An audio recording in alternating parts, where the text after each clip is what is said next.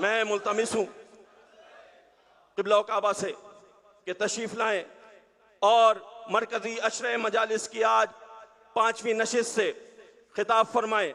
جناب علی مفکر اسلام، خطیب عالم، استاذ العلماء آیت اللہ سید عقیل الغروی صاحب، صحت و سلامتی کے لیے بلند تر صلوات۔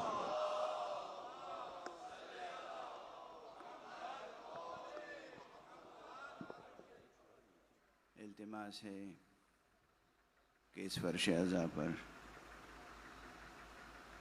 آپ حضرات تمام بیماروں کی صحت یابی کے لیے، جو مومنین و مومنات، جو جوان بچے بزرگ بیمار ہیں، ان کی صحت یابی کے لیے دعا فرمائیں گے۔ میں بھی دعا کروں گا، خصوصاً سید محمد اذان عباس رضوی ایک لا علاج بیماری میں مبتلا ہیں، پروردگار انہیں صحت کاملہ عطا فرمائے۔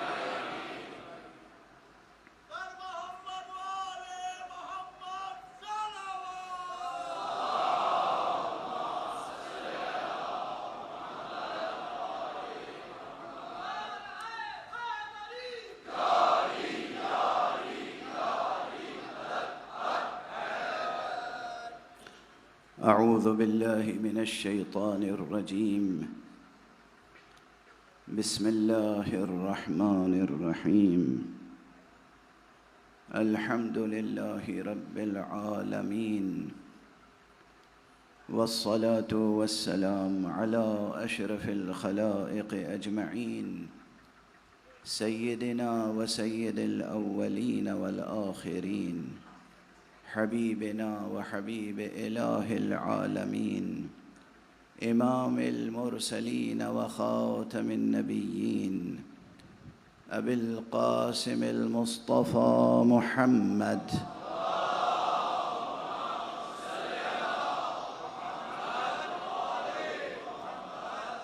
وعلى اہل بیتہ الطیبین الطاہرین الہداة المہدیین المعصومین المظلومین، واللعنة الدائمة على أعداء الحق والدين، أما بعد فقد قال الله تعالى عز اسمه في محكم كتابه ومتقن خطابه، بسم الله الرحمن الرحيم، إن الذين آمنوا وعملوا الصالحات أولئك هم خير البرية، جزاؤهم عند ربهم جنات عدن تجري من تحتها الأنهار خالدين فيها أبدا، رضي الله عنهم ورضوا عنه، ذلك لمن خشي ربه، صدق الله العلي العظيم۔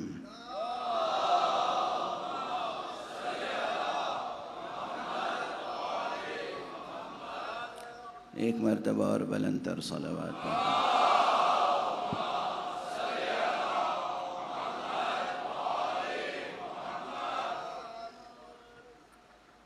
قرآن حکیم کے سورہ مبارک بینہ کی یہ آخری 2 آیتیں مسلسل آپ حضرات کے سامنے تلاوت کر رہا ہوں، اور ابھی آیت کا مکمل ترجمہ بھی نہیں کر سکا ہوں، گویا کہ گفتگو ابھی تمہیدی مراحل میں ہے۔ یہ آیتیں بے پناہ مضامین کی حامل ہیں اور متعدد فکری اور عرفانی عنوانات ہیں جو اس آیت میں موجود ہیں، لیکن ان تمام عنوانات میں سے میں نے ضرورت کے پیش نظر امت اور امامت کا عنوان منتخب کیا، تاکہ ہمارے اندر یہ شعور پیدا ہو، یہ ادراک اور یہ احساس پیدا ہو کہ ہم امت قرآن ہیں، ہم امت مصطفیٰ ہیں صلی اللہ علیہ وآلہ وسلم۔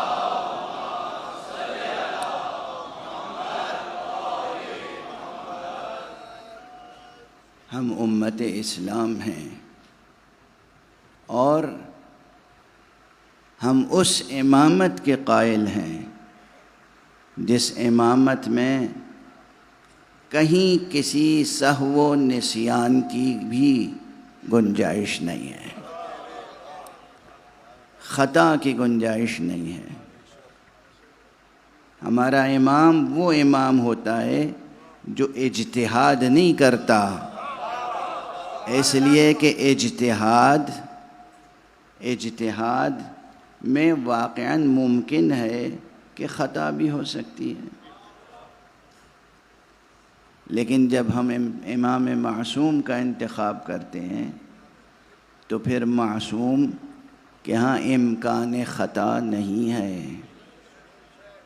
اور بہت فرق ہے ایک عام مجتہد میں اور ایک امام معصوم منصوص من اللہ میں۔ ایک عام مجتہد کا سفر علمی، سفر حیات جہل سے شروع ہوتا ہے، امام معصوم کا سفر حیات ہی علم سے شروع ہوتا ہے۔ عام انسان کا سفر حیات جہل سے شروع ہوتا ہے، طلب علم کے سہارے آگے بڑھتا ہے۔ معصوم اسے کہتے ہیں جس کا سفر حیات ہی علم سے علم تک جاری رہتا ہے۔ تو امامت اور امت اور امامت کا عنوان بہت اہم ہے، اور اس پر مستقل مطالعے اور غور و فکر کی ضرورت ہے۔ مجھے بے انتہا خوشی ہے، مسرت ہے کہ روزانہ یہاں پر تمام مسالک کے افراد شریک ہو رہے ہیں، اور تمام مسالک کے دانشور افراد، ذمہ دار افراد شریک ہو رہے ہیں۔ آج بھی مجھے تعارف کرایا گیا کہ کراچی کے میئر صاحب اور ڈپٹی میئر صاحب اور دوسرے بہت سے اہم سرکاری اور انتظامی عہدوں پر فائز حضرات تشریف لائے ہیں۔ پروردگار ان کی توفیقات میں اضافہ فرمائے، اور اس شہر کو کہ جو شہر عزا ہے، شہر امن و سکون بنا دیں۔ پروردگار ان عزاداروں کے خالص آنسوؤں کا واسطہ ہے کہ اس شہر کو ایک پرامن، پرسکون اور ترقی یافتہ شہر بنا دیں۔ امت کے تعلق سے گفتگو ہو رہی تھی، میں نے ابھی عرض کیا کہ ہم امت قرآن ہیں، اور یہ جملہ کیوں میں عرض کرتا ہوں کہ ہم امت قرآن ہیں؟ یہ لقب معلوم ہے کس نے دیا ہے آپ کو؟ ابھی آنسوؤں پر ضبط کیجئے گا، آنسو ابھی آنکھوں پہ ضبط کے پہرے بٹھائے رکھیے گا۔ روز عاشورہ جب آقا حسین نے اپنے اصحاب کو خطاب کیا تھا، اپنے مخلص اصحاب، جانثار اصحاب، تو کہا تھا یا امت القرآن، اے امت قرآن، یعنی یہ حبیب، زہیر، حر، یہ جو اصحاب باوفا، اصحاب باصفا تھے، یہ جو 72 نفوس تھے، انہیں خطاب کر کے کہا یا امت القرآن۔ اور جب اپنے مقابل میں آنے والی فوج سے خطاب کیا ہے تو فرمایا یا امت السوء۔ اب میں ترجمہ اور تفصیل اپنے انداز سے آج پیش نہیں کروں گا۔ امت السوء کے لیے سوء کا لفظ اردو میں بھی استعمال ہوتا ہے، جیسے کسی سے سوء ظن رکھنا غلط ہے، سوء اختیار یعنی غلط اختیار، سوء ظن یعنی خراب خیال کسی کے بارے میں رکھنا۔ لیکن اس کے علاوہ جب امام کسی کو کہے یا امت السوء تو اس میں بس اتنی بات نہیں ہے، اس میں اور بہت سی باتیں ہیں۔ اس پر ابھی غور نہ کریں، یہ غور کریں کہ ہمیں اور آپ کو امت قرآن کا لقب دیا گیا ہے۔ مجھے معلوم ہوا کہ کل بھی شہر میں مسلمانوں نے قرآن مجید کی جو بے حرمتی ہو رہی ہے سویڈن میں، اس کے خلاف احتجاج کیا، آج بھی احتجاج کر رہے ہیں۔ ہمارا تو وجود ہی سراپا احتجاج ہے۔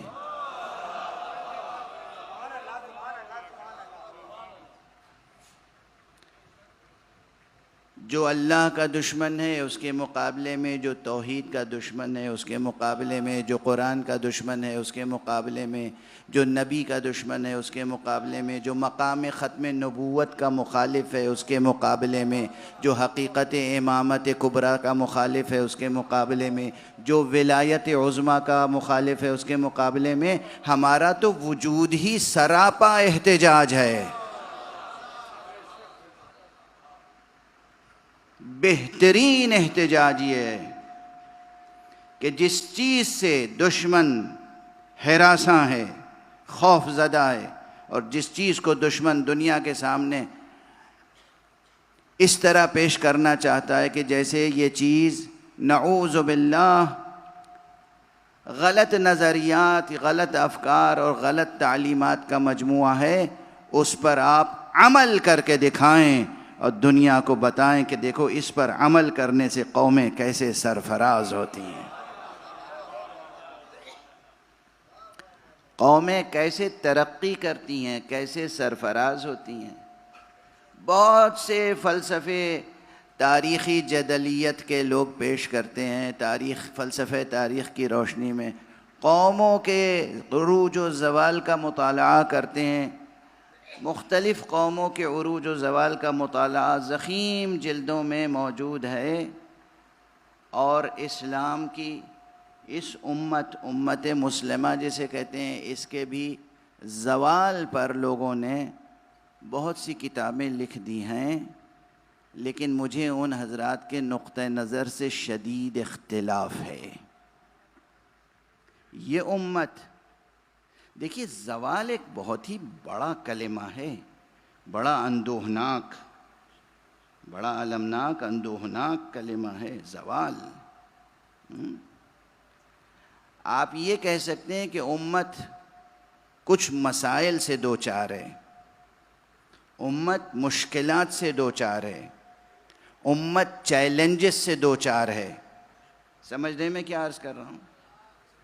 بے شک امت کے سامنے چیلنجز ہیں، امت کے سامنے مشکلیں ہیں، امت کے سامنے مصائب کے پہاڑ کھڑے ہوئے ہیں، یہ سب کہیے، مگر خبردار اس امت کو جس کے ہاتھ میں قرآن ہے، جس کے ایک ہاتھ میں قرآن ہے اور دوسرے ہاتھ میں علم عباس ہے، علم توحید ہے، علم ختم نبوت ہے، یہ کبھی نہ سمجھیے گا نہ کہیے گا کہ اس پر کوئی زوال آ گیا ہے۔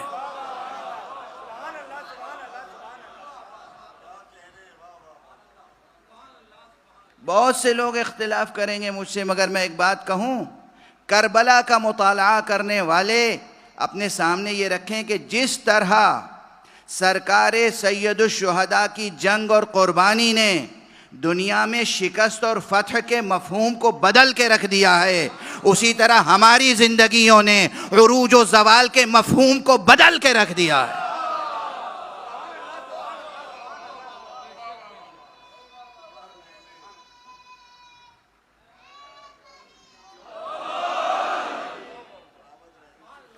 ہمیں زوال کا طعنہ نہ دیجیے گا، اور زوال نہ لکھیے گا امت اسلام، امت قرآن، امت مسلمہ کے لیے، لفظ زوال نہ لکھیے گا، خبردار، حاشا و کلا۔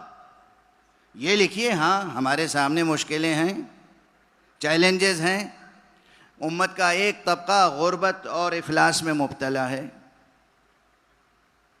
بے شک ہے، ان کی غربت کو مٹائیے، افلاس کو مٹائیے، فقر و فاقے کو مٹائیے، مگر امت کے ایک حصے کے افلاس و فقر و فاقے کو دیکھ کر آپ لکھ دیں گے کہ امت پہ زوال آ گیا؟ یہ لفظ زوال استعمال کریں گے آپ؟ اسی کے مقابلے میں کلمہ گو امت اور کتنی ہے کہ جس کے قرضوں پر اور جس کی دولت، بہتی ہوئی دولت پر دوسری بڑی حکومتیں سانس لے رہی ہیں.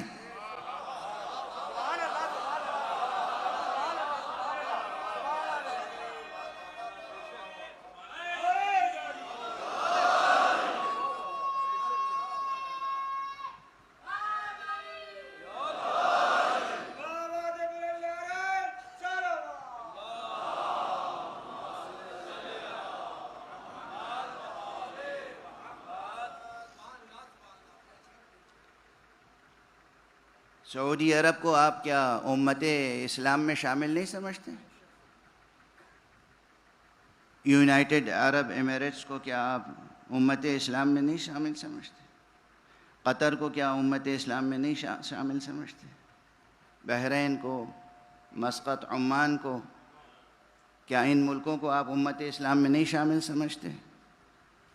اور کیا یہ سچ نہیں ہے کہ کچھ تو براہ راست صاف ستھرے تجارتی معاملات کے انداز سے اور نہ جانے کتنا غیر عادلانہ، غیر منصفانہ انداز سے، مگر انہی کی دولت پر، انہی کے پیٹرول پر، انہی کے تیل پر، انہی کی دولت پر اور سرمایہ پر دنیا کے بڑے ممالک سانس لے رہے ہیں.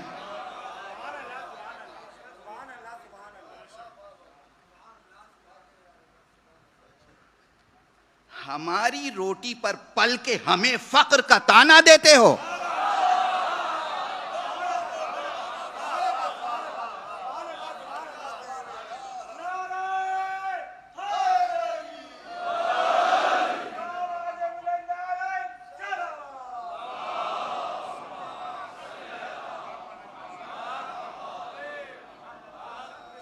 اور اپنی فریب کاری پہ پردہ ڈالتے ہو.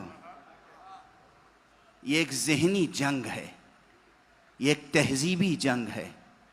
ایسے عناوین قائم کر دو کہ اس امت کے افراد میں احساس کمتری پیدا ہو جائے. ہم تو کچھ ہیں ہی نہیں، ہماری تو کوئی حیثیت ہی نہیں ہے. کوئی چور، کوئی ڈکیت آ کے آپ کی پوری دولت لے جائے اور اس کے بعد آپ کو طعنہ دے کہ تم تو غریب ہو، تم تو فقیر ہو، تمہاری تو کوئی حیثیت نہیں ہے. اور ہمارے یہاں اس منطق کو جو قبول کرے وہ کہے کہ ملت پہ زوال آ گیا ہے، ورنہ یہ امت محمد ہے، امت خاتم النبیین ہے، امت قرآن ہے. نہ اس پر زوال آیا ہے، نہ آئے گا قیامت تک. معنی شکست و فتح جس طرح بدلے ہیں اسی طرح معنی عروج و زوال کو بدلیں. یہ خوف کیوں ہے؟ آپ قرآن کیوں جلا رہے ہیں؟ اس لیے کہ قرآن کی امت پہ زوال آ گیا ہے. اگر کسی امت پہ زوال آ گیا ہے تو اس کے رموز کی حیثیت بھی کیا رہ جاتی ہے؟ پھر اس سے خوف کس بات کا؟ اس سے کس بات کا ڈر، کس بات کا خوف؟ قرآن مجید کو اس لیے مورد طعن و انتقاد بنایا جا رہا ہے، اس لیے اس کی بے حرمتی کی جا رہی ہے کہ انہیں معلوم ہے قرآن کی عظمت کتنی ہے، قرآن کے افکار میں قوموں کو زندہ کرنے کی صلاحیت کتنی ہے. قرآن مجید کو تسلیم کرنے والی امت مشکل سے مشکل وقت کو اس طرح گزار دیتی ہے کہ جیسے بچے میدان جنگ میں کھیلتے ہوئے دشمنوں سے کبھی ہارتے ہیں کبھی جیتتے ہیں، مگر حقیقتاً انہیں شکست نہیں ہوتی، فتح پر فتح حاصل کرتے چلے جاتے ہیں.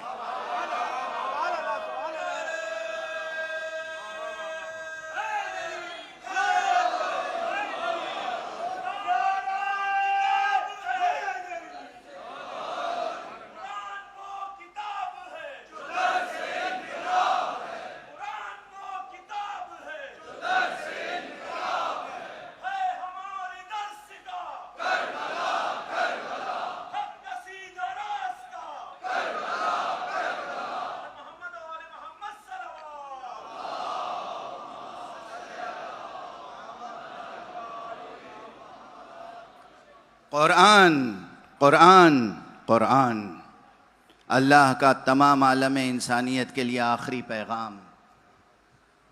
جو دل سے قرآن کو لگا لے وہ کبھی اس پہ زوال آ ہی نہیں سکتا. دیکھیں مشکل آنا الگ معنی ہے، زوال آنا الگ معنی ہے. واضح؟ مصیبت کا سامنے آنا الگ ایک معنی ہے، زوال الگ ایک معنی ہے.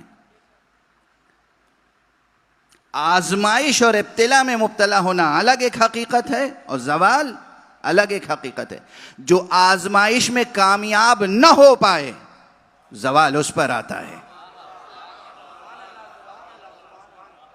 جو مشکلوں کو سر نہ کر پائے، حل نہ کر پائے، زوال اس پر آتا ہے.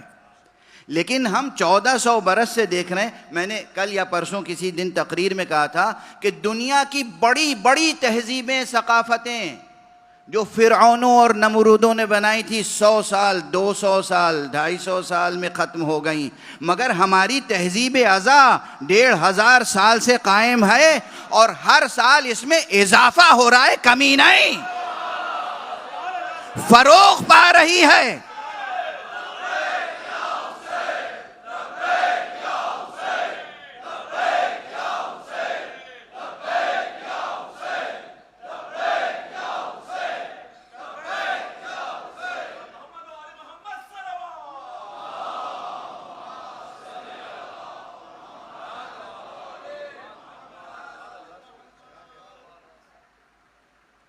چھوٹی ذہنیت کے افراد ہمارے درمیان بھی پیدا ہو جاتے ہیں اور بہت سی چیزوں پہ تنقید کرتے ہیں. بہت سے لوگ تو مجلسوں میں جو تبرک تقسیم ہوتا ہے اس پہ بھی تنقید کرتے ہیں اور درس ہمیں دیتے ہیں کہ بھئی تبرک اتنا کیوں بانٹتے ہیں آپ، یہی پیسہ بچوں کی تعلیم پر خرچ کر دیجئے، یہی پیسہ بیواؤں کی سرپرستی پہ خرچ کر دیجئے.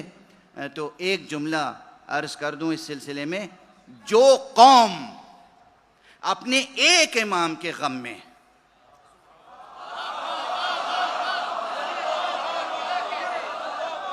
اپنی غربت کے باوجود،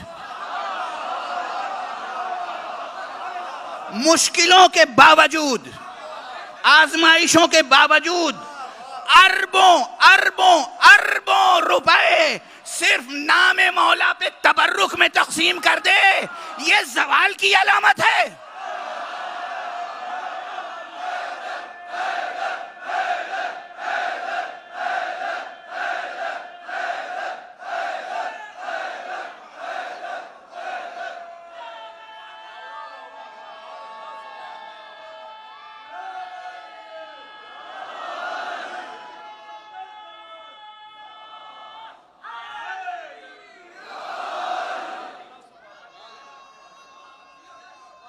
یہ غربت کے باوجود، ہاں غریب ہیں ہمارے اندر، لیکن تمہیں اگر زوال کے معنی اور عروج کے معنی سمجھنے ہیں، تمہیں اگر اولو العزمی کے معنی سمجھنے ہیں، اگر تمہیں شجاعت کے معنی سمجھنے ہیں، اگر تمہیں صبر کے معنی سمجھنے ہیں، شجاعت، صبر، علم، آگہی، عزم، اولو العزمی، یہ سب ترقی یافتہ امتوں کے صفات ہوتے ہیں. اور اگر ان تمام صفات کو دیکھنے ہوں تو ہماری کسی بوڑھی غریب عورت کے پاس جاؤ جس کے پاس کوئی سرمایہ نہ ہو اور حسین کے نام پر کچھ مانگ کے دیکھ لو.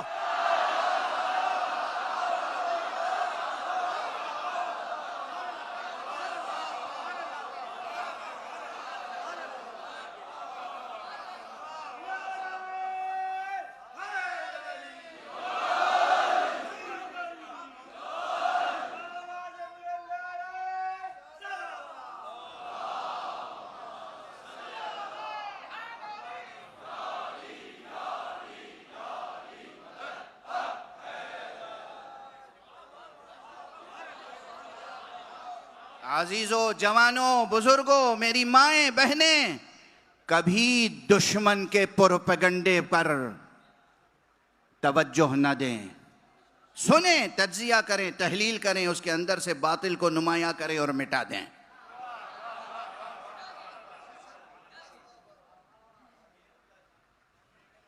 مشکلات آتی ہیں زندگی میں، قوموں کی زندگی میں آتی ہیں، افراد کی زندگی میں آتی ہیں، لیکن اگر قدریں مٹ جائیں، لاکھوں اربوں کھربوں خزانے جن کے پاس ہیں، ذرا دیکھیے تو کہ وہ ایک وقت کی بھوک برداشت نہیں کر پاتے، ایک تھوڑی دیر کی پیاس برداشت نہیں کر پاتے، ذرا سی پریشانی زندگی میں نہیں برداشت کر پاتے. انہیں ہر طرح کی عشرت، ہر طرح کا عیش، ہر طرح کا آرام، ہر طرح کی لذت درکار ہے. وہ ان عارضی چیزوں سے محروم ہو کر جی نہیں سکتے. یہ تھوڑی عروج کے معنی ہیں. حقیقی زندگی اور قوت حیات کے معنی یہ ہیں کہ جتنی بھی مشکلیں ہوں، لذتیں نصیب نہیں ہیں نہ ہو، عیش نصیب نہیں ہے نہ ہو، عشرت کے ساز و سامان نہیں ہے نہ ہو، مگر تم ہم سے ہماری قدریں نہیں چھین سکتے.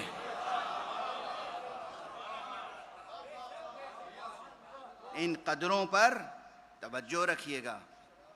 اور یہ سب باتیں دنیا کی دوسری قومیتوں کو، اب میں قوم نہیں قومیت کہہ رہا ہوں، امت نہیں کہہ رہا ہوں.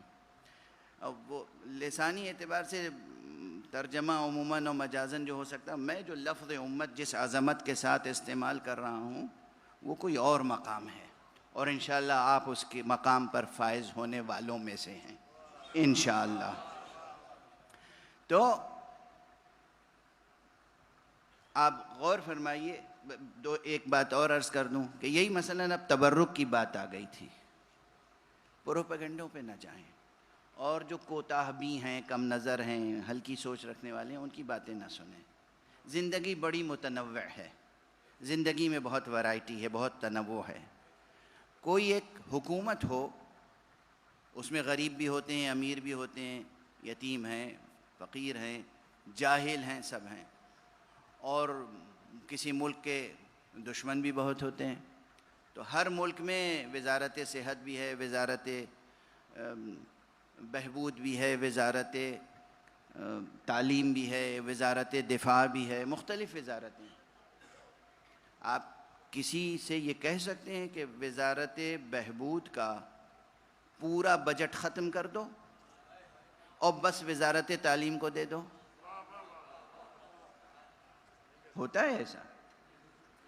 کم بیش تو کیا جا سکتا ہے، لیکن بالکل یہ نہیں ہوتا کہ یہ بجٹ ختم، سب بجٹ ایک وزارت کو دے دیا جائے. یہ نہیں ہوتا نا، ہو نہیں سکتا، معقول بات نہیں ہے. اقتصاد اس کو نہیں کہتے، کنٹری کی اکنامی اس طرح تنظیم نہیں پاتی ہے. ویسے یہ جملہ بھی کہہ دوں جوانان عزیز، اکنامکس بہت توجہ سے پڑھیے. ملک اور قوم کھوکھلی تقریروں سے نہیں ترقی کرتے، مضبوط اکنامی سے ترقی کرتے ہیں. ٹھیک ہے نا؟ یہ جملہ یاد رہ جائے گا. ہاں، لیکن اب جو عرض کر رہا ہوں کہ ہمارے یہاں بھی مختلف فنڈز ہیں. عزاداری کا فنڈ اپنی جگہ ہے، یتیموں کا فنڈ اپنی جگہ ہے، بیواؤں کا اپنی جگہ ہے، تعلیم کا اپنی جگہ ہے. بغیر حقیقتوں کو گہرائی تک سمجھے ہوئے آپ مصلح بننے کی کوشش کریں گے تو مصلح نہیں کہلائیں گے، مفسد ہو جائیں گے. ایک صلوات پڑھ دیجئے محمد و آل محمد.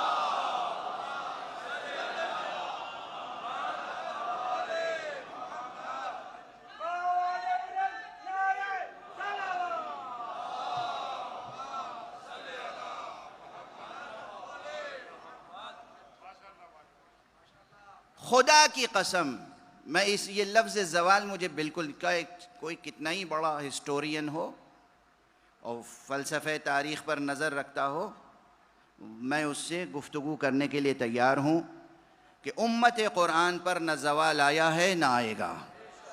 آپ کو اپنے زوال اور عروج کی ڈیفینیشن درست کرنی پڑے گی. بالکل ویسے ہی پروردگار انہیں صحت و سلامتی رکھے. یہاں جو ایک بزرگ روزانہ 4 مصرے سنایا کرتے تھے، پروردگار انہیں صحت عطا فرمائے. شاید اس لیے نہیں آئے ہوں گے کہ میں نے مزید نعرے لگانے سے منع کر دیا، لیکن بہرحال انہوں نے کل جو مصرع پڑھا تھا، پرسوں بھی روزانہ، کہ کسی مورخ کے قلم میں یہ طاقت نہیں ہوئی کہ وہ لکھ دے کہ حسین ہارا ہے.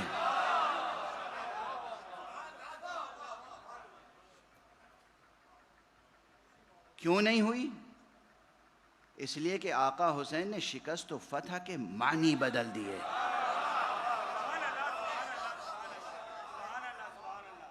معنی بدل دیے. اسی طرح عروج و زوال کے معنی کو سمجھیں کہ حقیقی عروج کیا ہے اور کیوں پوری دنیا مسلمانوں پر تو زوال آ گیا. اچھا، اس کا ایک سبب اور ہے، دست ادب جوڑ کے.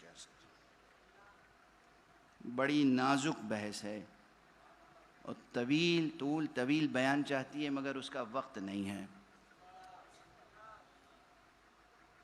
بعض حضرات نے، بعض مفکرین نے ایک اجتہادی غلطی کی، اور وہ یہ کہ اسلام میں اسلام ہے. اسلام میں نعوذ باللہ، 100,000 بار نعوذ باللہ، انہوں نے جو غلطی کی وہ کی ہے اللہ کو نکال کے اس کی جگہ ریاست کو رکھ دیا.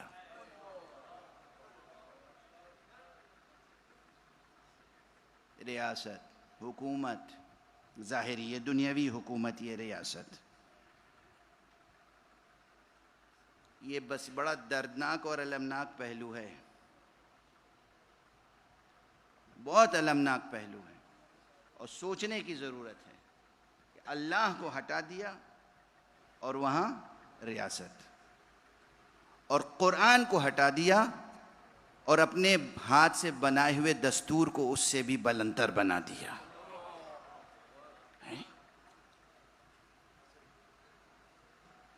اور پھر جب اپنے بنائے ہوئے دستور پہ عمل نہیں کر پائے، ظاہر عمل ممکن نہ تھا، عام مسلمانوں کی بات کر رہا ہوں، تو پھر اس احساس کمتری میں مبتلا ہو گئے کہ اب تو زوال آ گیا. بحیثیت مجموعی ممالک، مسلم ممالک پورے طرح سے قرآن مجید پر عمل کر رہے ہوں یا نہ کر رہے ہوں، لیکن ہمارے لیے یہ ظاہری حکومتیں رمز قرآنی نہیں آئیں. اس پورے کرۂ ارض پر وہ امت ابھی بھی موجود ہے. بکھرے ہوئے افراد ہیں مگر قرآن مجید پر عمل کرنے والے افراد موجود ہیں. یورپ میں کس تیزی سے اسلام بڑھ رہا ہے، امریکہ میں کس تیزی سے اسلام بڑھ رہا ہے، کینیڈا میں اور دوسرے مقامات کس تیزی سے اسلام بڑھ رہا ہے. یہ مسلمان آبادی کا بڑھنا اور غیر مسلموں کا مسلسل اسلام قبول کرنا، یہی قرآن پڑھ کے، قرآن پڑھ کے اسلام قبول کرنا. کتنی مثالیں ہیں موجود حقیقی کہ اسی وقت دنیا میں ایک شخص تھا، یہ میں مثال دے رہا ہوں، بہت سے اشخاص ہیں، کتنے ہیں جنہوں نے ابتدا اور آغاز ان کی زندگی کا ہوا اسلام سے نفرت کرتے تھے، قرآن سے نفرت کرتے تھے، وحشت کرتے تھے، اور اس کے بعد ایک وقت وہ آیا کہ ان کو کسی نے کہا بھئی تم جس چیز کی مخالفت کر رہے ہو اسے پڑھا بھی ہے، مطالعہ بھی کیا ہے، دیکھا بھی ہے. اور جب انہوں نے قرآن مجید کی تلاوت کی اور مطالعہ کیا تو توبہ کی، استغفار کیا، اپنے نقطہ نظر کو بدلا اور مشرف بہ اسلام ہو گئے. مغربی افراد کتنے یہودی ہیں، کتنے مسیحی ہیں، کتنے غیر مسلم ہیں، کتنے ملحد ہیں، جو مسلسل یہ دیکھنے میں آ رہا ہے. یہ کیا زوال ہے؟ یہ زوال ہے؟ جب تک چراغ توحید روشن رہے گا، جب تک لوگ حلقہ اسلام میں آتے رہیں گے، یہ ایک علامت ہے کہ یہ امت اسلام، یہ امت قرآن، اس پر زوال نہیں آیا ہے. زوال دوسری امتوں پر آ رہا ہے. وہ اپنے اوپر آنے والے زوال کو روکنے کے لیے قرآن مجید کی بے حرمتی کر رہے ہیں.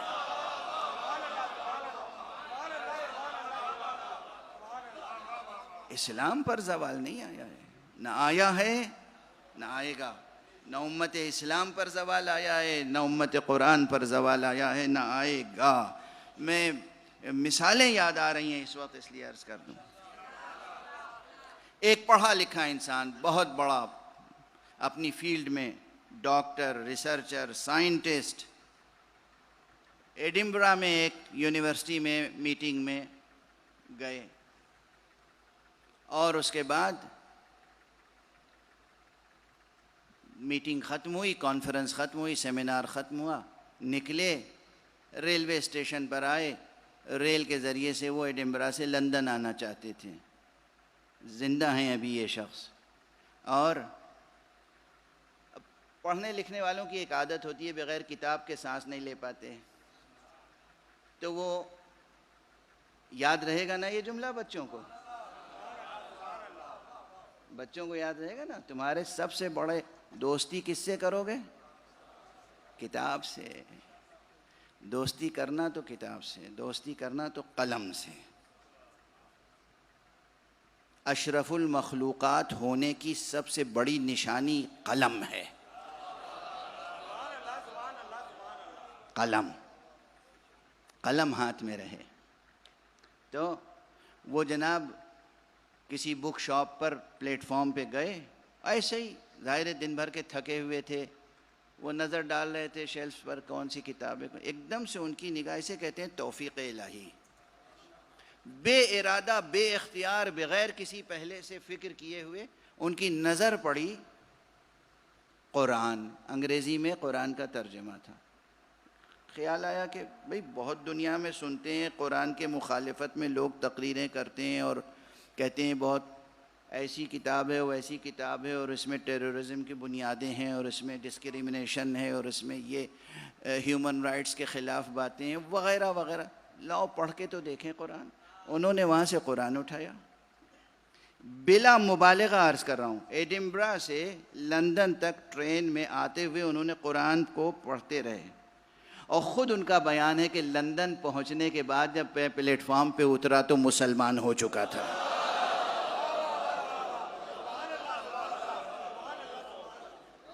ابھی وہ موجود ہیں، اور انہوں نے مسلمان ہونے کے بعد اپنا نام بھی کیا رکھا؟ علی حیدر۔ ایک صلوات پڑھ دیجئے محمد۔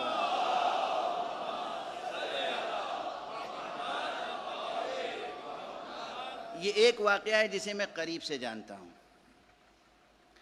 اور نہ جانے کتنے واقعات ہیں، کتنے واقعات ہیں۔ میرے ایک معالج ہیں لندن میں، وہ گویا نجیب الطرفین انگریز تھے، یعنی ماں کی طرف سے پورا خاندان برٹش، باپ کی طرف سے پورا خاندان پیور برٹش، بے نمک کے سفید خاندان سے تھے، ملاحت کی کمی تھی، اور مزاحاً کہہ رہا ہوں، تنزن نہیں، جب بوجھل مضمون ہوتا ہے تو کبھی کبھی ایسے الفاظ یوں ہی استعمال کر لیے جاتے ہیں۔ تو ایسے تھے، اور اس کے بعد جناب والا انہوں نے اسلام کا مطالعہ کیا، قرآن کا مطالعہ کیا، اور وہ اسلام قبول فرما کر انہوں نے اپنا نام رکھا طاہر۔ اور اس فقیر کو جب بھی کوئی تکلیف ہوتی ہے تو وہ گھر پہ تشریف لے آتے ہیں میری عیادت کے لیے اور علاج معالجے کے لیے، ڈاکٹر ہیں، فزیشین ہیں۔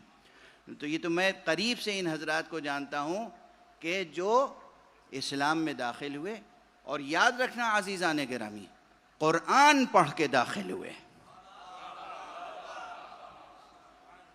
قرآن پڑھ کے اسلام میں داخل ہوئے۔ یہ ہے خوف جو قرآن مجید کو کے ساتھ بے حرمتیاں کی جا رہی ہیں۔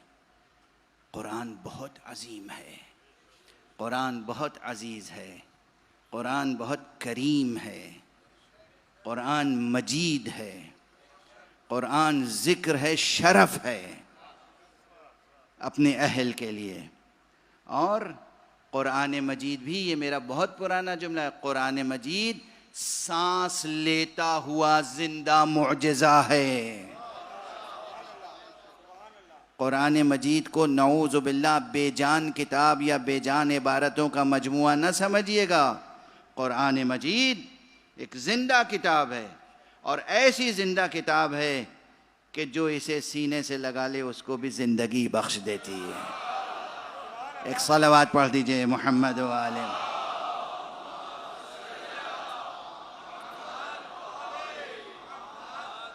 اور اس قرآن مجید نے امت کی تشکیل کی جو بنیادیں رکھی ہیں، میں مسلسل آپ کے سامنے عرض کر رہا ہوں، اس میں پہلی بنیاد محبت ہے۔ محبت محبت محبت، اس محبت کے نور کو عام کیجئے، جینے کی باتیں کیجئے۔ جو مشکلات ہیں نا، دنیا کی مشکلیں، بہت سی مشکلیں عقل سے درست کی جاتی ہیں، حل کی جاتی ہیں، لیکن جو بڑی بڑی مشکلیں ہیں وہ صرف عقل کے سہارے سے ان کی وہ مشکل حل نہیں ہو پاتی، عشق کے سہارے سے حل ہوتی ہیں، عشق کی قوت کے ساتھ۔ محبت، مودت۔ آج بھی بزم میں ذمہ دار حضرات تشریف فرمائیں، کوئی وزیر ہے، کوئی کبیر ہے، کوئی امیر ہے، اور میں تو سب کے ناموں سے واقف نہیں ہوں، بس دعا دیتا ہوں۔ پروردگار آپ سب حضرات کو تو اپنی حفظ و امان میں رکھے، اور آپ ایسا انتظام کریں، ایسا انصرام کریں کہ اس شہر میں امن و امان قائم رہے۔ انسانی جانوں کی بڑی قیمت ہے، انسان کی بڑی قیمت ہے۔ محبت کو عام کریں، انسانوں کو ایک امت بنائیں۔ اور محبت کے سلسلے میں بہت سی باتیں کہنے کا جی چاہتا ہے، بہت سے مطالب و نکات ہیں، لیکن اس وقت ایک بات کہہ دوں کہ محبت اور عشق کے سلسلے میں جو لٹریچر ہے ہمارا، اردو کا، فارسی کا، اس میں دو لفظیں استعمال ہوتی ہیں۔ کچھ محبتیں ہیں جنہیں کہتے ہیں محبت مجازی، اور کچھ کو کہتے ہیں محبت حقیقی۔ عشق مجازی، عشق حقیقی، سنا ہوگا نا یہ۔ عشق مجازی یہ دنیاوی محبتوں کو کہتے ہیں، جس کو میں پہلی یا دوسری مجلس میں کہہ چکا ہوں کہ بھائی یہ تو محبت ہے ہی نہیں، یہ آپ کو دھوکہ ہو رہا ہے۔ یہ ایک مخصوص قسم کی کیفیت ہوتی ہے، اسے محبت یا عشق نہیں کہتے۔ یہ فہم پیدا کیجئے، یہ فہم پیدا کیجئے۔ تو عشق تو بس عشق ہوتا ہے، اور وہ حقیقی ہی ہوتا ہے، مجازی کچھ نہیں ہوتا۔ لیکن دست ادب جوڑ کے ایک بات سمجھانے کے لیے، امت کی تربیت و تشکیل کے نقطہ نظر سے ایک بات عرض کر رہا ہوں۔ پہلے بھی کبھی بہت پہلے عرض کی تھی، پھر آج عرض کر رہا ہوں کہ یہ سنا ہوگا سب نے، یہ جو لٹریچر میں بچے ایم اے بی اے کرتے ہیں، پی ایچ ڈی کرتے ہیں اردو شاعری میں، اس میں بطور خاص عشق کا تصور، محبت کا تصور، اور پھر فلاں صاحب کے ہاں عشق مجازی ہے یا عشق حقیقی ہے، حافظ شیرازی کے ہاں عشق حقیقی ہے یا عشق مجازی ہے۔ میں آپ کو یہ تمام باتیں ایک طرف اور ایک نقطہ سمجھا دوں کہ فرق کیسے کریں گے عشق مجازی میں اور عشق حقیقی میں۔ ہر جوان سن لے غور سے، اور ہر وہ شخص جو مودت کے حکم سے واقف ہے۔ قرآن مجید میں حکم ہے نا مودت کا، قُلْ لَا أَسْأَلُكُمْ عَلَيْهِ أَجْرًا إِلَّا الْمَوَدَّةَ فِي الْقُرْبَى۔ یہ آیت تو ہمارے جوانوں کو، بچوں کو یاد ہوگی، ہے نا؟ تو میں نے عرض کیا تھا پہلی یا دوسری مجلس میں کہ بنیاد ہی اللہ نے رکھی بندگی پہ نہیں بلکہ محبت پہ۔ پھر اس کے انعام میں بھی کیا وعدہ کیا؟ محبت کا۔ تم اگر اللہ سے محبت کرتے ہو تو رسول کی پیروی کرو، اللہ بھی تم سے محبت کرے گا۔ اور اس کے بعد رسول نے رسالت کا اجر بھی کیا مانگا؟ محبت، یعنی سلسلہ ہی محبت کا ہے، محبت کے علاوہ کوئی چیز درمیان میں نہیں آ رہی ہے۔ تو اب اس محبت کو، اس کے مفہوم کو، اس کے مصداق کو اچھی طرح سمجھنے کی ضرورت ہے تاکہ کہیں غفلت نہ ہو جائے۔ عشق مجازی جسے آپ حضرات کہتے ہیں، اس میں ایک چیز یہ ہوتی ہے کہ حقیقتاً انسان پوری دنیا سے کٹ کے رہ جاتا ہے، اور پوری دنیا سے گویا کہ ایک طرح کی بے تعلقی ہوتی ہے، اور بس ایک ذات سے تعلق قائم ہوتا ہے، اور پھر انسان یہ چاہتا ہے کہ جسے میں چاہتا ہوں، جملہ یاد رکھیے گا، جسے میں چاہتا ہوں یا اللہ اسے کوئی اور نہ چاہے۔ طلب تو یہی ہوتی ہے نا، جسے یہ کیا ہے؟ عشق مجازی واضح ہے، جسے میں چاہتا ہوں میرے علاوہ کسی کو اس سے محبت نہ ہو جائے، ہے یا نہیں؟ گلیوں میں سڑکوں پر لڑائی جھگڑے ہوتے رہتے ہیں، کس لیے لڑائی جھگڑے ہوتے ہیں؟ کہ میں جس سے محبت کرتا ہوں میرے علاوہ کوئی اور اس سے محبت نہ کرے. یہ ہے عشق مجازی. اور عشق حقیقی کیا ہے؟ یا اللہ جو میرا معشوق ہے خدا کرے ساری کائنات کا وہی معشوق.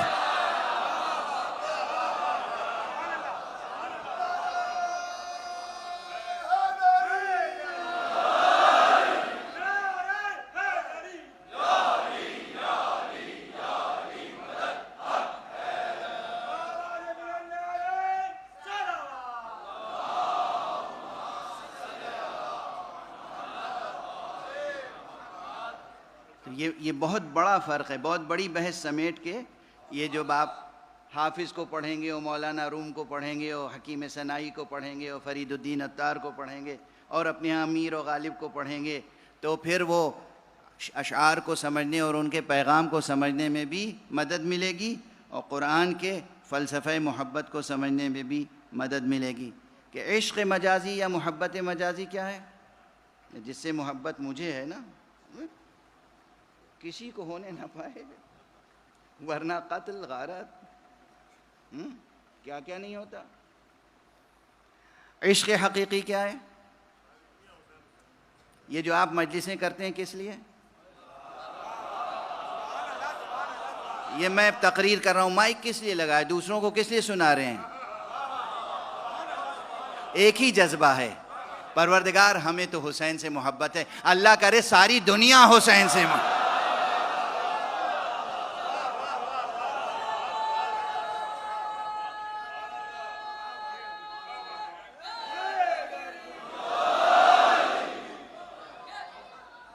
یا اللہ اللہم صلی اللہ علیہ وسلم.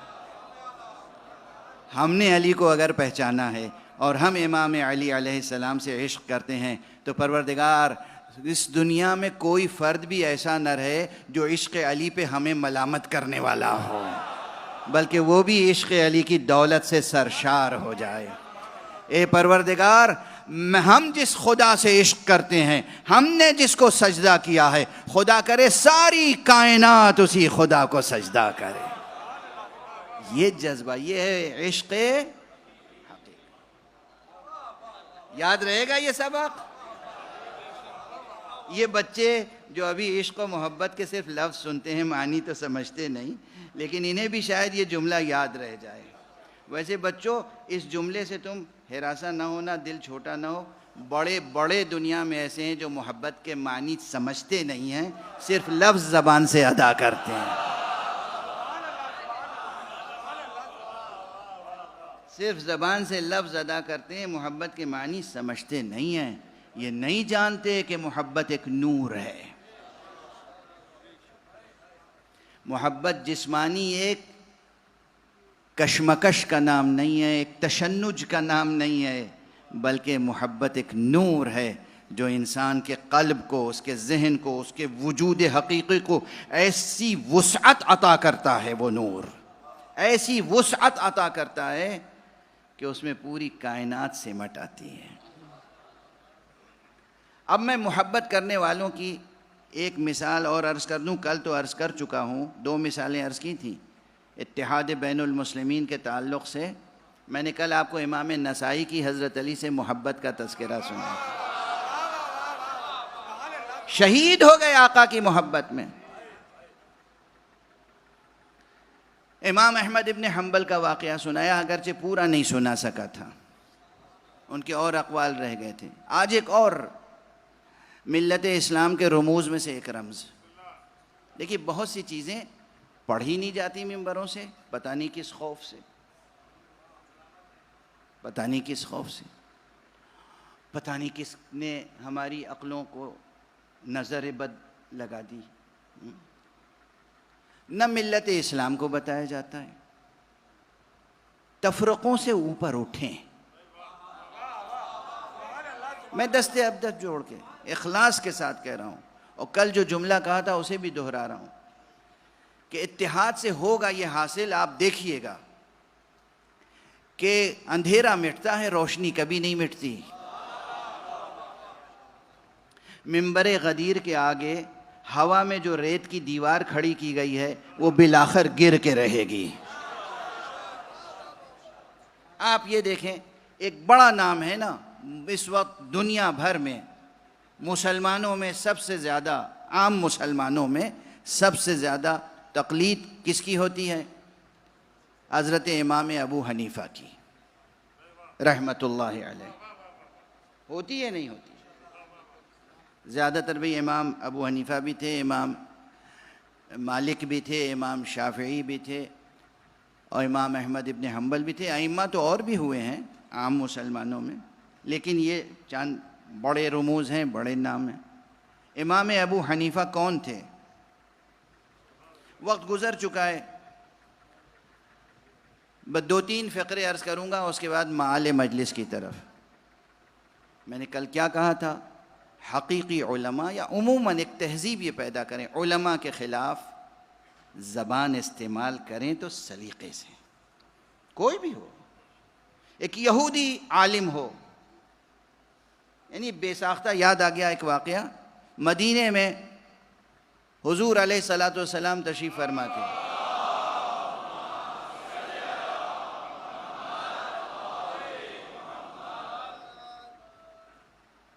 کسی نے اطلاع دی کہ یہاں ایک بہت ماہر حکیم طبیب یہودی تھا، اس کا انتقال ہو گیا ہے۔ جب لوگ اس کے جنازے کو لے کے چلے تو وہ روایت میں بہرحال اسی طرح لکھا ہوا ہے جہاں میں نے دیکھا، حضور نے بہرحال اس کا احترام کیا۔ تو صحابہ نے کہا کہ یا رسول اللہ یہ تو یہودی ہے۔ کہا یہودی تو ہے لیکن تم نے کہا نہیں تھا کہ ماہر طبیب ہے؟ طبیب ہے، عالم ہے اپنے میدان میں۔ تو اگر کہیں علم ہے، ہنر ہے، تو اس علم اور ہنر کا احترام کرنا سیکھیں۔ جوانان عزیز، یہ زبان کی تہذیب پیدا کریں، زبان کی تہذیب۔ غلط القاب سے یاد کرنا کسی کو، غلط طنز کرنا، ہمیشہ تشنیع کرنا، یہ زندگی کا پازیٹیو رخ نہیں ہے، یہ نگیٹو رخ ہے، یہ جینے کی ادا نہیں ہے، یہ اپنے لیے مشکلوں کو بڑھانے کی ادا ہے۔ سب کا احترام کریں، اور خاص طور سے جو علماء ہیں۔ امام ابو حنیفہ کے تعلق سے بس 2 باتیں عرض کر دوں۔ امام ابو حنیفہ بہت بڑے فقیہ تھے، اس میں کوئی شک نہیں ہے، فقیہ تھے، صاحب نظر تھے، مفکر تھے، دانشور تھے، عالم تھے، ایک عظیم الشان نظام فقہ انہوں نے تشکیل دیا۔ لیکن خود ہی ایک جملہ کہا،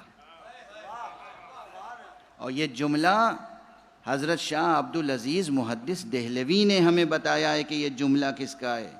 انہوں نے کہا کہ حضرت امام ابو حنیفہ نے کہا ہے لولا السنتان لہلک النعمان، اگر وہ 2 برس نہ ہوتے میری زندگی میں جو میں نے حضرت امام جعفر صادق علیہ السلام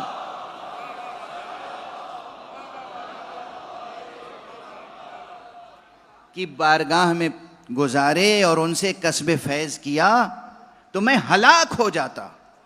ذرا جملہ سنیے گا، اگر یہ 2 برس جب حضرت امام جعفر صادق علیہ السلام تشریف لائے ہیں مدینے سے اور کچھ عرصے تک کوفے میں قیام پذیر رہے، تو کوفے ہی میں حضرت امام ابو حنیفہ بھی تھے، انہیں موقع ملا کہ فرزند رسول آ گئے ہیں شہر میں، انہوں نے پوری توجہ اور پوری عقیدت کے ساتھ 2 برس حضرت امام جعفر صادق علیہ السلام سے استفادہ کیا، کسب فیض کیا، اور اس عرصے میں کتنا کسب فیض کیا کہ ذرا اس لفظ کو تو دیکھیں، لولا السنتان، اگر یہ 2 برس نہ ہوتے لہلک النعمان، تو نعمان ہلاک ہو جاتا۔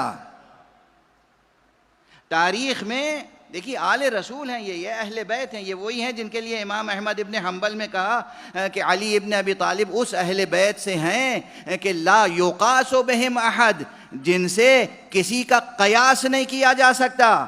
حضرت علی کو بھی جب کوئی یاد کرتا تھا تو کہتا تھا اگر یہ نہ ہوتے تو میں ہلاک ہو جاتا۔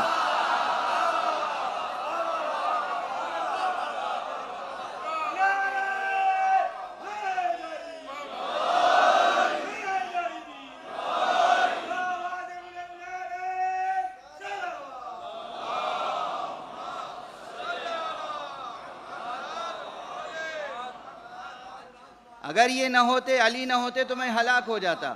یہ ایک جملہ تاریخ میں ہے اور معلوم ہوا ہے کہ بہت بار زندگی میں یہ جملہ کہا.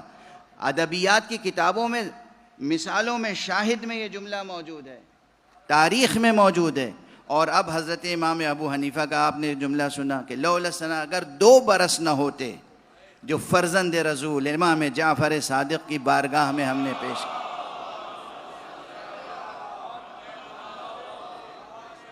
تو ہم ہلاک ہو جاتے. آپ یہ بتائیے کہ کسی سے یہاں کتنے ہوں گے، مجھے ذاتی تجربہ بھی ہے کہ، اور اساتذہ کو اکثر تجربہ ہوتا ہے، اور یونیورسٹیز میں جو آج کل دوڑ ہے پروفیسر بننے کی، اس میں بڑی المناک باتیں ہو جاتی ہیں بعض وقت.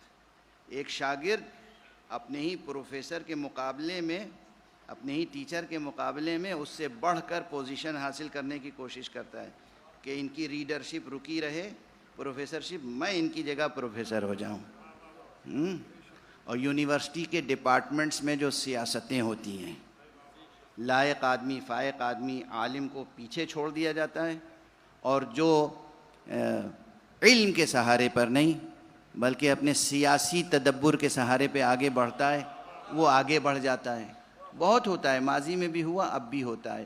ہر یونیورسٹی میں خوب سیاست ہوتی ہے. تو اور پھر سیکھنے کے بعد پہچانتے نہیں ہیں.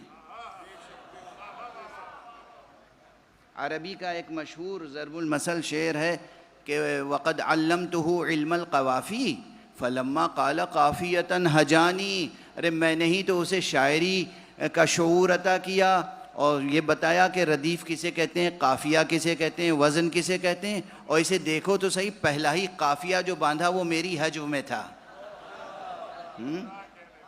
اس شعر کو اردو میں بھی ہمارے قاسم شبیر نقوی نصیر آبادی صاحب نے نقل کیا ہے اور کہا ہے کہ شعور حرف و حکایت جنہیں دیا ہم نے، شعور حرف و حکایت جنہیں دیا ہم نے، ہمارا ذکر وہ کرتے ہیں کس برائی سے.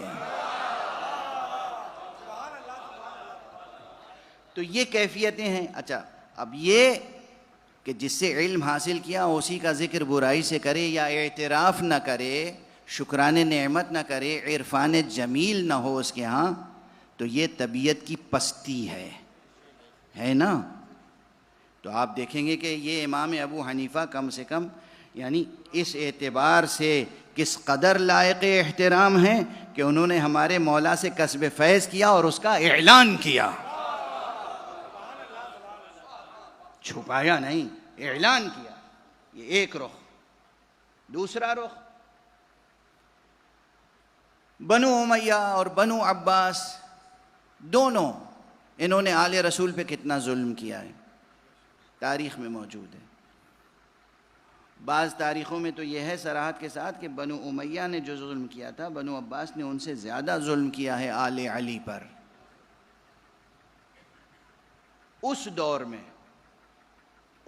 میں حضرت زید ابن علی، زید شہید، یہاں اس مجمع میں بہت سے زیدی سادات بھی ہوں گے، اور حضرت زید کے نام پر پوری ایک فقہ بھی ہے، مذہب زیدی بھی ہے، جس کے اکثر افراد یمن میں ہیں، جو شیعوں کی ایک قسم سمجھی جاتی ہے، لیکن وہ شیعہ اثنا عشری سے بہرحال الگ ہیں.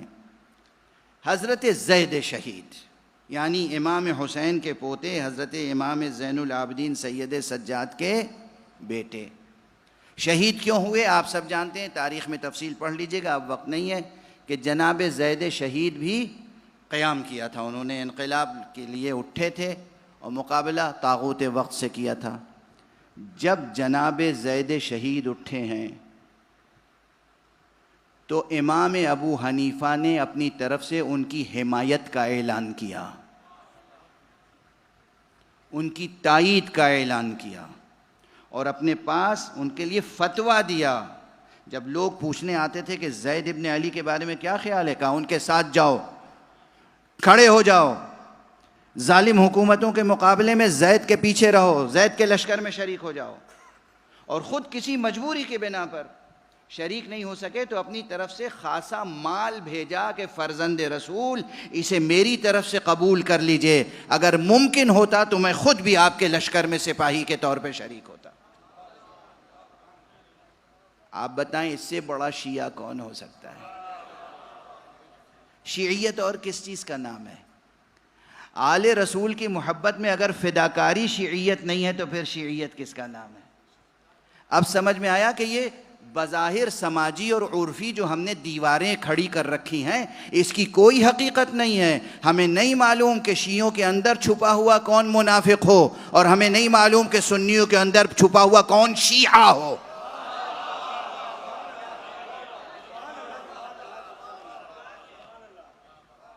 غور فرمائیں، اس لیے مزاج بدل دیں، ذہن میں فرقہ وارانہ مزاج کو مٹا دیں، ختم کر دیں فرقہ وارانہ مزاج۔ کوئی تفرقہ نہیں ہے۔ بس آخری جملہ کہہ دوں، اور یہ جملہ بھی یہیں مدینۃ العلم میں غالباً کبھی گلشن اقبال میں میں عرض کر چکا ہوں 10 برس پہلے، 12 برس پہلے، کہ یہ جو تفرقوں کی ایک گونج ہے، 72 فرقے ہیں، 73 فرقے ہیں، اور گنیے گا تو شاید 100 سے بھی زیادہ فرقے ہیں۔ حالت یہ بنا رکھی ہے کہ ہر فرد ایک فرقہ ہے۔ وہاں اللہ جناب ابراہیم کو کہتا ہے کہ وہ تنہا ایک امت ہے، ہمارے ہاں ماشاءاللہ ہر شخص ایک فرقہ ہے۔ ایک امت ہونا شرف کی بات ہے، ایک فرقہ ہونا شرف کی بات نہیں ہے۔ تو بہرحال لوگ جو بھی کہتے ہوں، جتنی بھی تعداد گناتے ہوں، میں یہ سمجھتا ہوں کہ بس 2 قسم کے مسلمان ہیں، ایک سیاسی مسلمان ہیں، ایک الہی مسلمان ہیں۔ اور جنہیں میں الہی مسلمان کہتا ہوں حقیقتاً وہ ہیں جو محمدی مسلمان ہیں، علوی مسلمان ہیں، حسینی مسلمان ہیں۔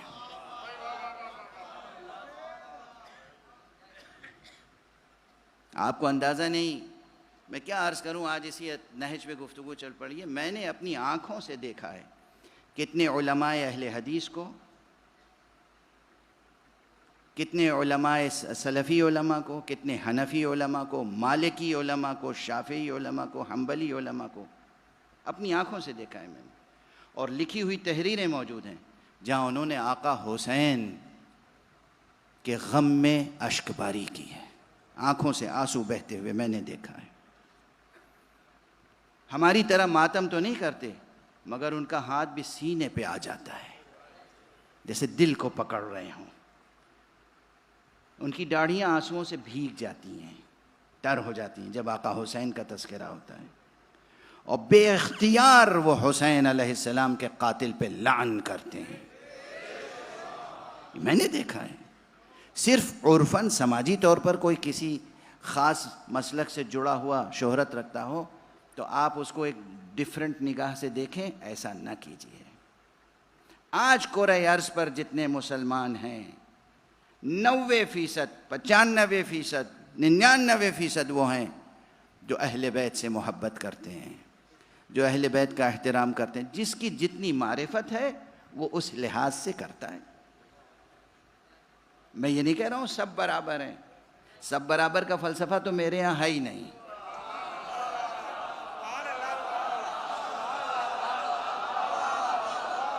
نہیں بالکل، یہ سب برابر کا فلسفہ کوئی نہ قرآنی فلسفہ ہے نہ دینی فلسفہ ہے، یہ ایک سیاسی سلوگن ہے، دیٹس اٹ۔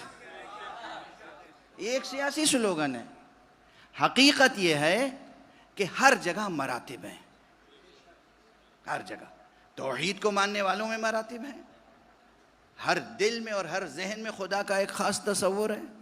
کوئی 2 انسان ایسے نہیں ملیں گے جن کا تصور یکساں ہو۔ اسی طرح سرکار رسالت مآب سے محبت کے سلسلے میں مراتب ہیں، اسی طرح اہل بیت کے سلسلے میں مراتب ہیں۔ جس کی جتنی معرفت ہے وہ اتنی محبت کرتا ہے، اور اسی لحاظ سے وہ ہمارے احترام اور ہماری محبت کا مستحق ہے۔ اور کل میں عرض کر چکا ہوں اور شگاف لفظوں میں کہوں گا کہ ریڈ لائن ہماری یہی ہے کہ اگر تم محمد اور آل محمد کے وفادار ہو تو ہم تمہارے ہیں، لیکن ناسبیت کے ساتھ ہم کبھی ہاتھ نہیں ملا سکتے۔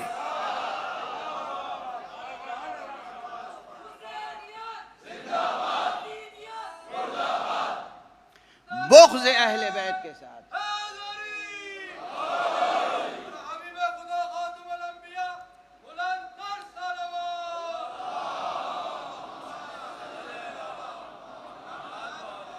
بغض اہل بیت کے ساتھ، اہل بیت کے رتبے کو زیادہ سے زیادہ گھٹانے کی کوشش کرنے والوں کے ساتھ، ان کے ساتھ ہم صلح و آشتی سے نہیں بیٹھتے.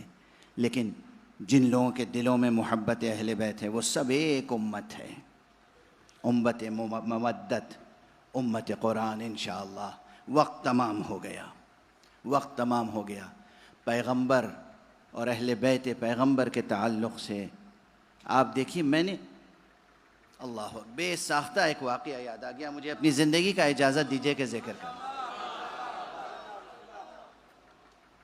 2002 کا واقعہ ہے. 2002 میں نے پہلا عشرہ محرم لندن میں پڑھا تھا، اور 14 محرم کو میں کربلا زیارت کے لیے جا رہا تھا. لندن ایئرپورٹ پہ کھڑا ہوا تھا اور پورا قافلہ تھا،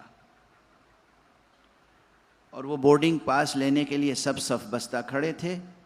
میں بھی مومنین کے ساتھ صف میں کھڑا تھا. میں نے دیکھا کہ دوسری طرف کچھ لوگ اور ہیں. ایک شخص ہے جو بار بار میری طرف آتا ہے اور واپس چلا جاتا ہے. میں نے پھر غور کیا تو جیسے لگا کہ وہ مجھ سے گفتگو کرنا چاہتا ہے. کیونکہ میں سفر بھی کرتا ہوں تو سر پہ عمامہ ہوتا ہے، اور یہ پہچان ہے، رمز ہے کہ ہم کس سے تعلق رکھتے ہیں. میں نے اپنی زندگی میں کبھی اتنا سا بھی تقیہ نہیں کیا ہے.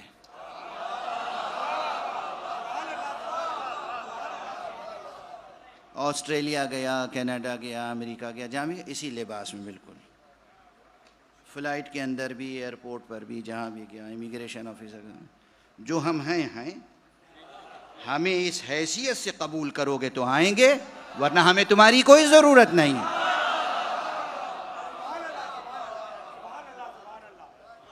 ہمیشہ جب سے یہ پہنا ہے تو میں کھڑا ہوا تھا. تقیہ واجب ہے، میں جوانوں سے کہتا ہوں تقیہ واجب ہے، مگر ہم جیسے فقیروں کے لیے تقیہ شاید واجب نہیں ہے. ہم تقیہ کر لیں گے تو جوانوں کو بتائے گا کون کہ دین کیا ہے، مذہب کیا ہے.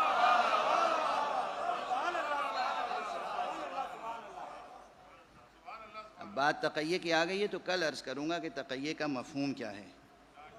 اور تمام علماء اسلام نہ صرف تقیہ کے قائل ہیں بلکہ تقیہ کرتے ہیں خود.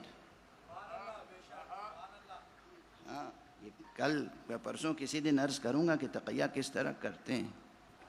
لیکن بہرحال میں کھڑا ہوا تھا. بس اب آپ حضرات کی طبیعتیں منقلب ہو جائیں گی.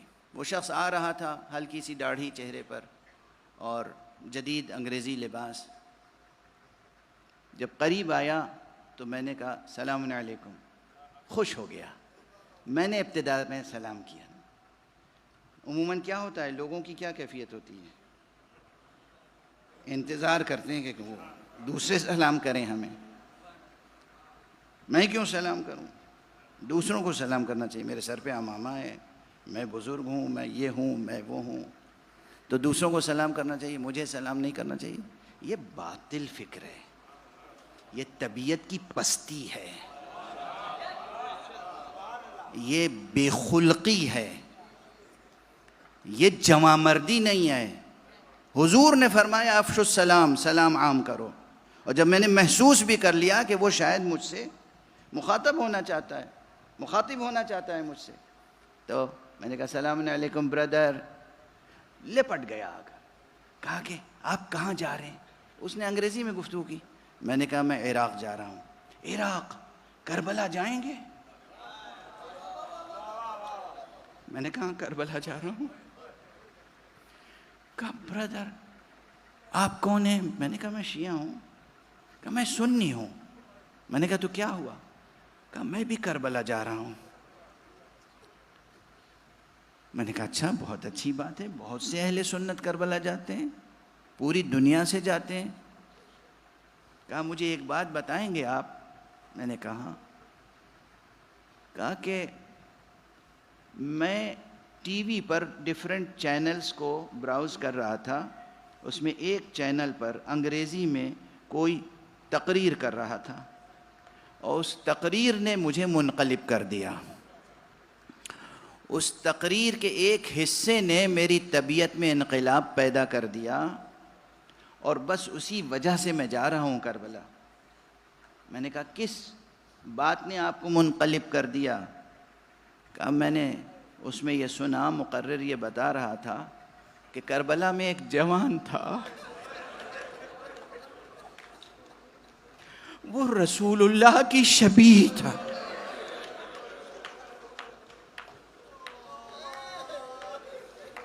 میں بلا مبالغہ اس کے جملے عرض کر رہا ہوں.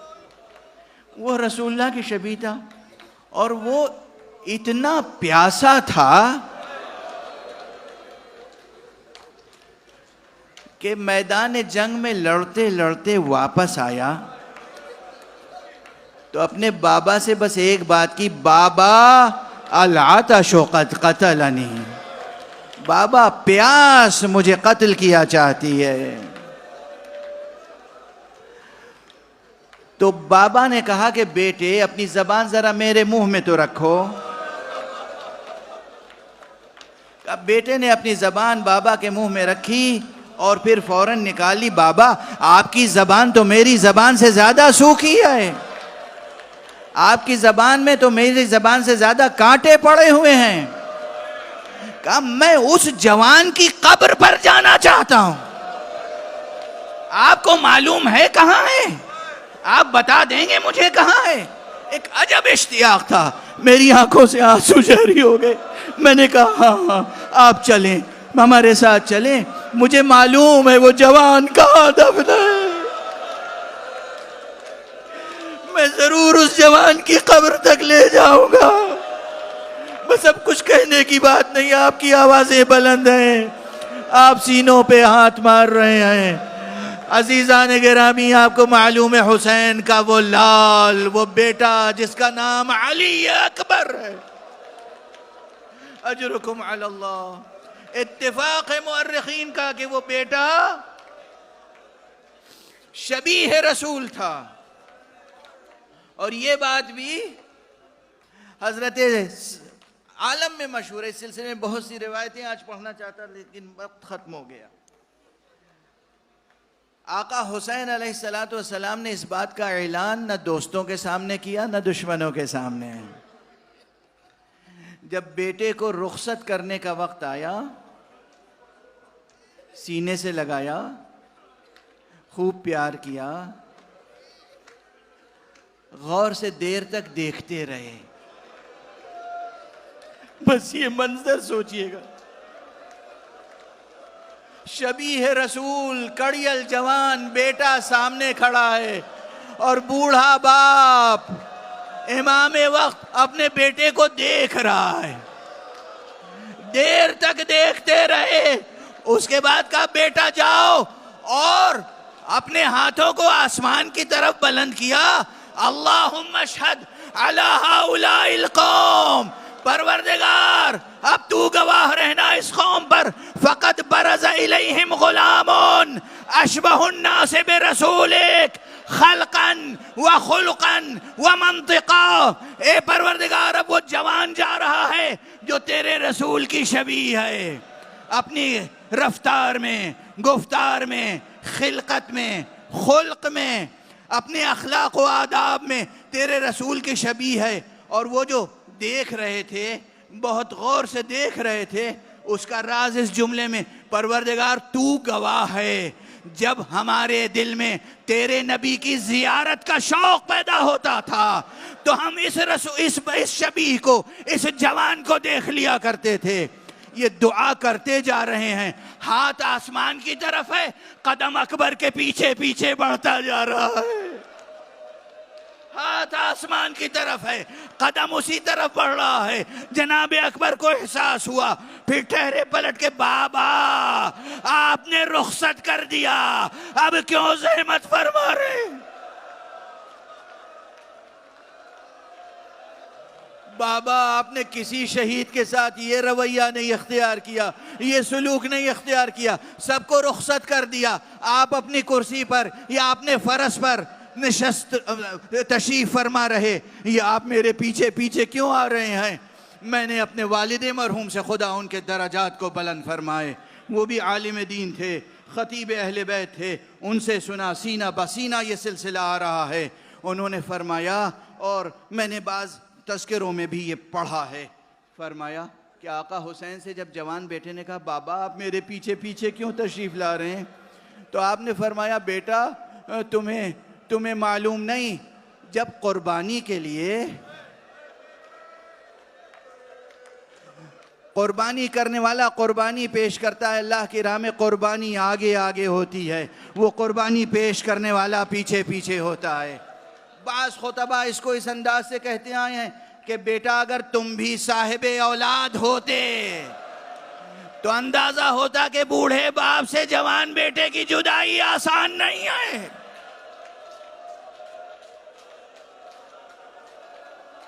اکبر گئے، بے پناہ جنگ کی، مگر ایک مرتبہ آواز دی، یا ابتا علیک منی السلام، بابا آپ پر میری طرف سے آخری سلام۔ یہ محرم کی مجلسیں ہیں جوانوں، ساری تمہید، ساری حکمت، سارا فلسفہ، سارے فضائل تو ہم صرف تمہید میں بیان کرتے ہیں، اصل مقصد تو رونا اور گریہ کرنا ہے، اصل مقصد تو ذکر حسین کو باقی رکھنا ہے۔ اس ذکر میں جو حکمتیں ہیں، اس ذکر میں جو قوت ہے، اس لیے آج مصائب کچھ اور عرض کرنے دیجئے۔ بیٹے کی آواز سنی، مورخین نے لکھا ہے کس طرح آقا حسین تیزی کے ساتھ میدان کی طرف بڑھیں،